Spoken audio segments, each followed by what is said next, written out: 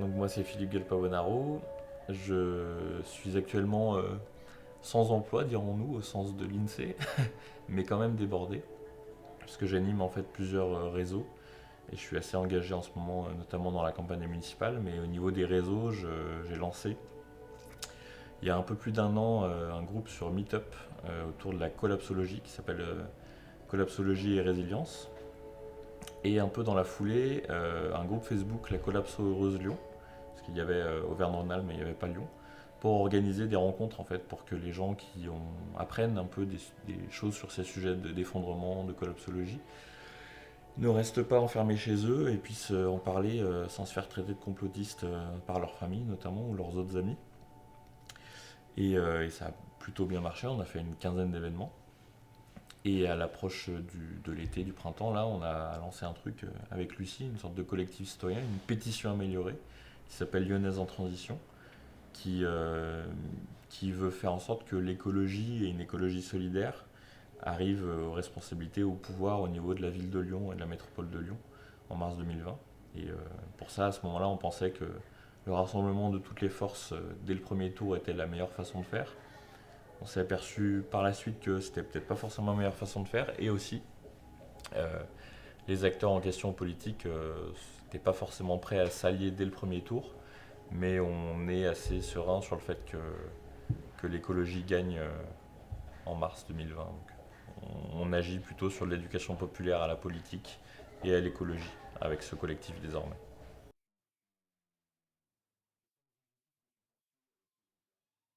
Les objectifs de la Collapse Heureuse Lyon, c'est il y a aussi le côté dédramatiser ce sujet de l'effondrement ou des effondrements, parce qu'en fait, et on va en discuter tout à l'heure, je pense, ça peut être des magnifiques opportunités de repenser un monde beaucoup plus convivial et solidaire.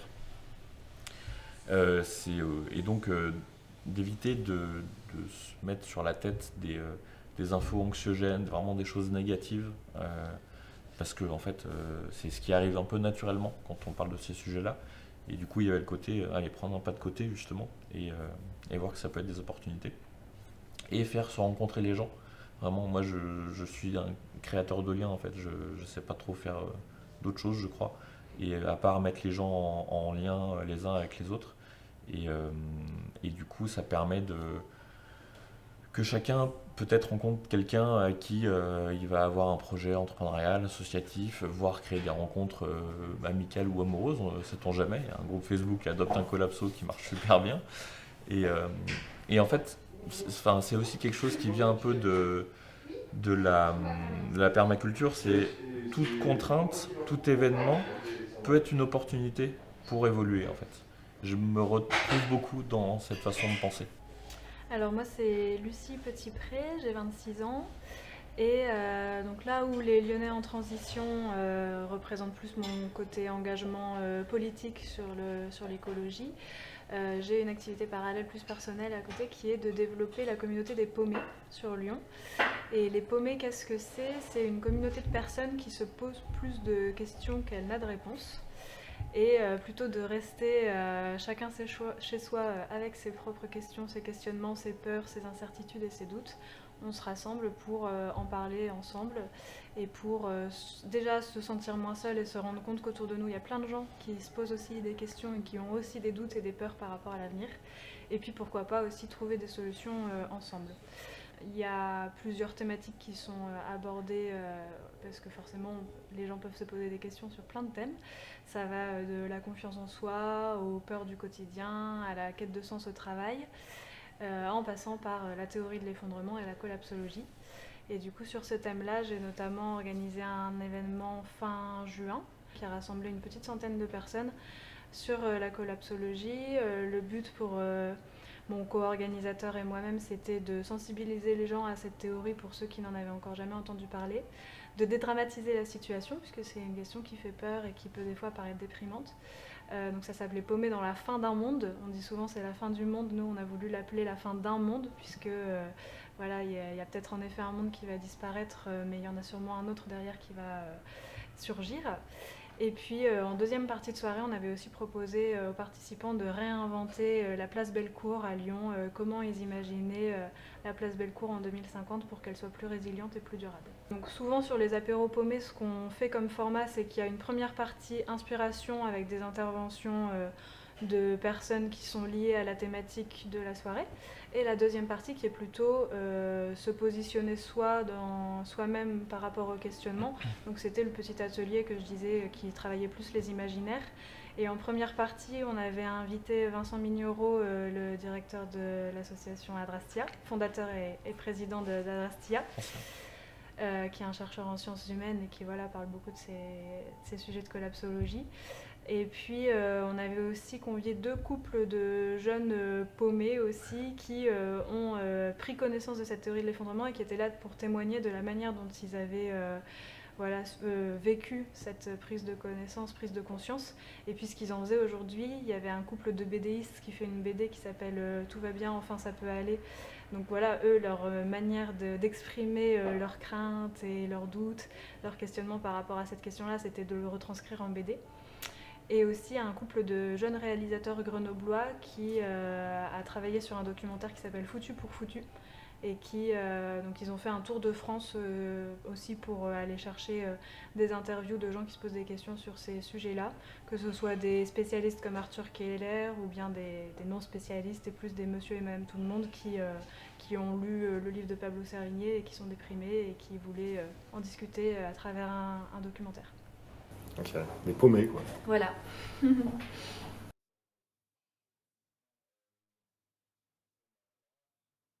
C'est dur de suivre parce qu'on ne fait pas forcément de compte rendu à chaque fois. Je fais pas forcément un suivi de tous les gens que j'ai pu rencontrer.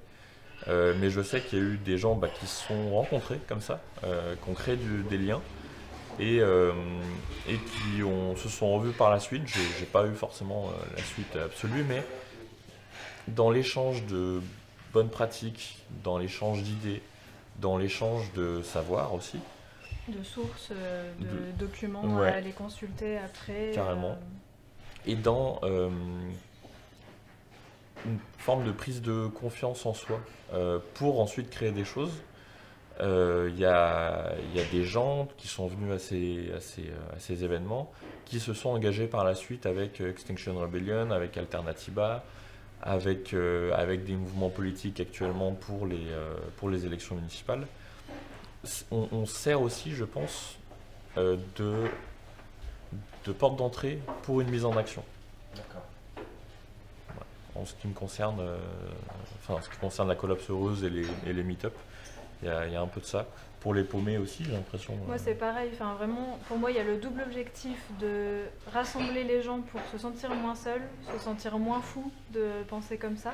Il y a un côté rassurant et derrière, du coup, ça ancre un peu le fait que quelque chose qui était plutôt de l'ordre de l'intuition peut-être avant, se confirme. Et après, le côté semeur de graines qui est difficile à suivre, comme tu disais, mais qui est vraiment planter des graines en faisant intervenir des personnes qui sont spécialistes sur le sujet. À la fin de chaque événement aussi, on fait une liste de podcasts, de livres, de films à aller voir. Et du coup, si les gens ont été intéressés par le sujet, derrière, c'est à eux de s'engager, soit en rejoignant des collectifs, soit aussi rien que de commencer à s'informer, c'est une forme d'engagement et de approfondir les informations qu'ils ont sur ce sujet. Ouais, c'est aux gens de faire le cheminement quand même, au final. Bien sûr. Oui. Mais de toute façon, moi, c'est quelque chose duquel je suis le plus en plus persuadée, c'est le changement se fera presque individu par individu. Et il faut une métamorphose intérieure de chacun pour que la métamorphose se voit à l'extérieur. Sauf si on est face à une urgence incontrôlée, incontrôlable, il faudra peut-être en effet imposer des choses de l'extérieur. Mais aujourd'hui, je pense qu'on a surtout un gros travail à fournir qui est d'élever la conscience de chacun individuellement, plus que collectivement presque. On ne peut pas forcer les gens à changer. Ouais. Donc il faut qu'il y ait une transformation interne dans la personne. Pour que ça se fasse de façon démocratique, il faut qu'une majorité de gens aient envie de se mettre en action, de se mettre des contraintes, de se mettre des limites. Et pour ça, il y a besoin qu'il tout le monde apprenne la situation dans laquelle on est, en ait conscience, et se motive déjà individuellement à vouloir changer et à accepter des contraintes qui pourraient être décidées en collectif. Mais pour moi, effectivement, l'individuel est la fondation en fait, et le collectif viendra ensuite en fait. Parce que si tout le monde, enfin, en tout cas, si une grande majorité de gens changent de paradigme dans leur tête, le collectif, ça suivra tout seul en fait. Et je disais pas ça pour promouvoir les petits gestes individuels en disant que c'est chacun chez soi qui va pouvoir faire une transformation, mais quand même que chaque individu doit être transformé intérieurement pour après pouvoir entreprendre des actions collectives. Et vous ne pensez pas que les événements à venir vont de toute manière faire en sorte que le déni va être de moins en moins possible? Ça dépend quelle est la proximité des événements pour moi. Il y a souvent ça qui est évoqué dans la gestion d'une crise. Tant que ça ne nous arrive pas à nous, c'est difficile de vraiment réaliser en fait. Et là, il y a des choses comme les incendies en Australie ou bien la multiplication des cyclones, des catastrophes naturelles dans le monde qui devraient normalement, rien qu'aussi même les chiffres, de savoir qu'il y a 80% des insectes volants qui ont disparu, pour moi, c'est déjà des choses qui devraient faire changer les gens et on ne change toujours pas. Donc j'ai un peu l'impression quand même que tant que ça ne nous atteint pas individuellement parlant, que c'est pas proche de chez nous au point que c'est notre propre maison qui brûle, ça va être compliqué de faire bouger les choses, en tout cas les gens qui aujourd'hui ont du mal à bouger. Et il y a aussi quelque chose qui s'appelle l'escalier de l'engagement, dont je parle souvent avec mes activités paumées, et les deux premières étapes finalement de cet escalier de l'engagement, c'est la prise de conscience et le se sentir concerné, qui sont deux choses différentes en fait. Et aujourd'hui, j'ai l'impression, moi, d'œuvrer pour le côté prise de conscience. Donc c'est l'éducation populaire, la sensibilisation, pour que les gens prennent conscience. Mais c'est une deuxième marche de l'escalier à monter pour les gens que de se sentir concernés. Parce que je pense qu'aujourd'hui, dans notre monde, il y a beaucoup de gens qui ont conscience. Dans la plupart des médias traditionnels, on parle aujourd'hui du dérèglement climatique comme quelque chose qui est acquis. La deuxième étape, c'est de se sentir concerné. Et c'est plus difficile.